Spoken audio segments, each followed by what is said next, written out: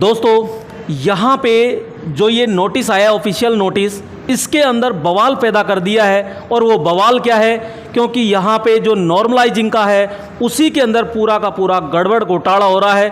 आइए देखते हैं इसके अंदर एक एक पूरी जानकारी को लेते हैं और रेलवे अपने साथ में क्या धोखा कर रही है तो देखिएगा। पहला पॉइंट कह रहा है इसके अंदर कि जो आपकी सेकंड स्टेज की जो एग्ज़ाम है सीबीटी, वो सीबीटी एग्ज़ाम कब करवाई गई थी, यानी कि 19/3/2025 और 20/3/2025 को उन्होंने पूरा का पूरा शेड्यूल डाल दिया गया था।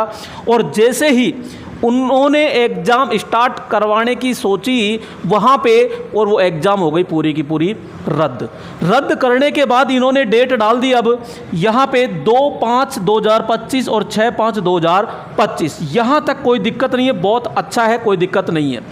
तो यहाँ पे दो एग्ज़ाम है। सबसे पहले तो यहाँ पे इन दोनों के बीच में गैप क्यों दिया, इसके बारे में भी अपन डिस्कस करेंगे। पहले आइए देखते हैं आगे। दूसरा पॉइंट ये कह रहा है कि ऑल कैंडिडेट, तो यहाँ पे जो जितने भी कैंडिडेट थे वो 19/3/2025 यानी कि फर्स्ट शिफ्ट के अंदर जो बैठे थे अंदर, उनमें से कुछ स्टूडेंटों की एग्ज़ाम इन्होंने करवाई बताई।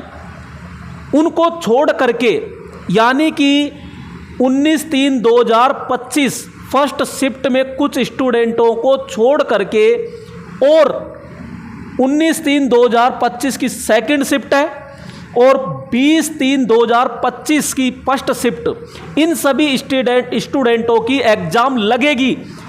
लेकिन यह समझ में नहीं आया कि एग्ज़ाम जो आपके 19/3 फर्स्ट शिफ्ट में किन स्टूडेंटों की एग्ज़ाम लगी थी और उनको क्यों छोड़ रहे हो, किसकी एग्ज़ाम लगी, ये रेलवे बताएगा।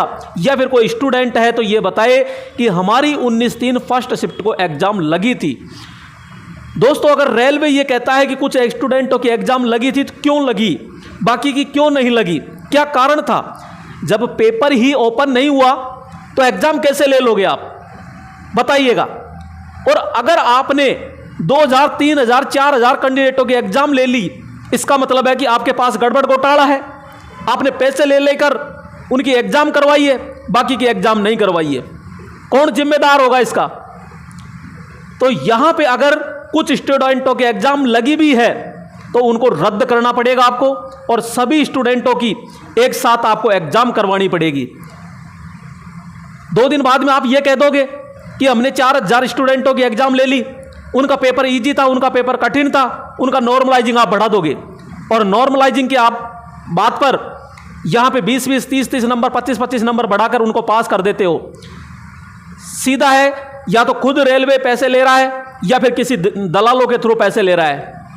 अगर नहीं ले रहा है तो आपको क्लियर साफ जवाब देना पड़ेगा कि यहाँ पे कि किन स्टूडेंटों की आपने एग्ज़ाम करवाई, और करवाई भी है तो उनको रद्द करना पड़ेगा आपको इस चीज़ को, क्योंकि आपने हर एग्ज़ाम में मजाक करके रख रखा है।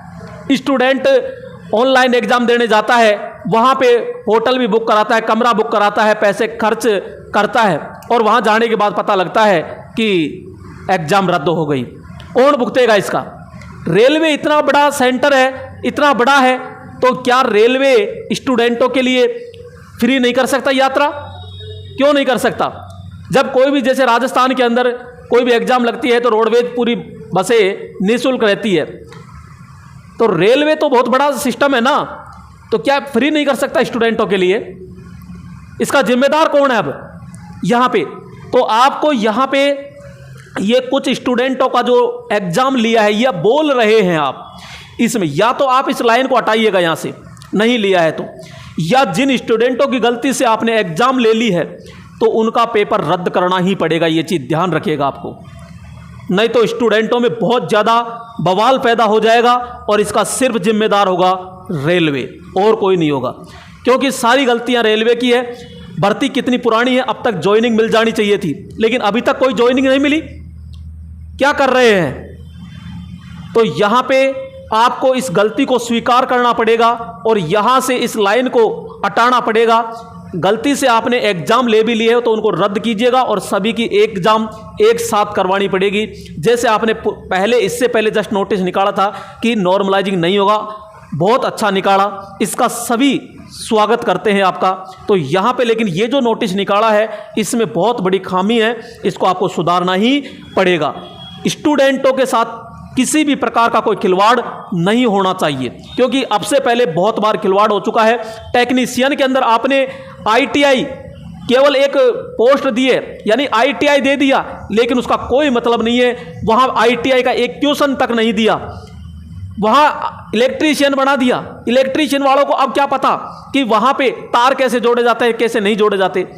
वहां पे आपने एक ट्यूशन थ्योरी का नहीं दिया, ट्रेड का एक ट्यूशन नहीं दिया, जबकि वहां पे ट्रेड का ट्यूशन देना चाहिए था। वहां पे आजकल ITI में कोई जाता नहीं है, सीधे एग्जाम में पास कर लेते हैं, एक दिन जाके केवल ट्रेड पास कर लेते हैं, और वहां CGL की तैयारी, कोई मैथ्स की तैयारी कर रहा है, वो एग्जाम में बैठ के स्कोर को हाई कर देते हैं। लेकिन जो बंदा रेगुलर ITI में जा रहा है, उसको ट्रेड का पूरा नॉलेज है, वो पीछे रह गया। क्यों? क्योंकि एक भी क्वेश्चन नहीं आया। तो आगे उम्मीद रहेगी रेलवे से कि जो भी टेक्नीशियन आए उसके अंदर कम से कम 100 में से 30 क्वेश्चन थ्योरी के आने चाहिए, क्योंकि आपने पूरा ITI का मजाक करके रख दिया। ग्रुप डी की वैकेंसी निकाली तो उसमें ITI जो पद थे उनको सीधा खात्मा कर दिया आपने। टेक्निकल जो पोस्ट थी, ITI की आवश्यकता है, तार कैसे जोड़ना है, ऐसे कैसे कंट्रोल करनी है, 10वीं पास क्या जानेगा? क्या उनको सिखा दिया आपने विद्युत के बारे में? जब तक आपने विद्युत के बारे में कुछ नहीं सिखाया, ITI वालों को सिखाया, तो ITI की पोस्ट दीजिए ना।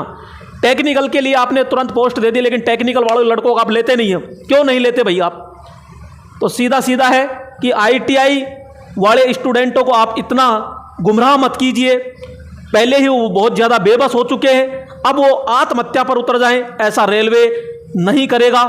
आपसे बहुत ज़्यादा उम्मीद है, क्योंकि आप बहुत ज़्यादा स्टूडेंटों की बहुत ज़्यादा परीक्षा ले चुके हो और ले रहे हो। तो आपसे निवेदन है कि आप इस लाइन का संशोधन कर दीजिए।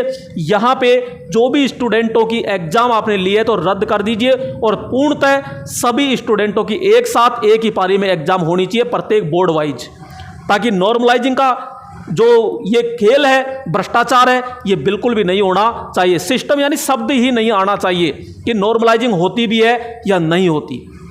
तो इस चीज़ का बखूबी ध्यान रखिएगा। ठीक है दोस्तों, फिर नेक्स्ट वीडियो में फिर मिलते हैं, तब तक के लिए जय हिंद दोस्तों।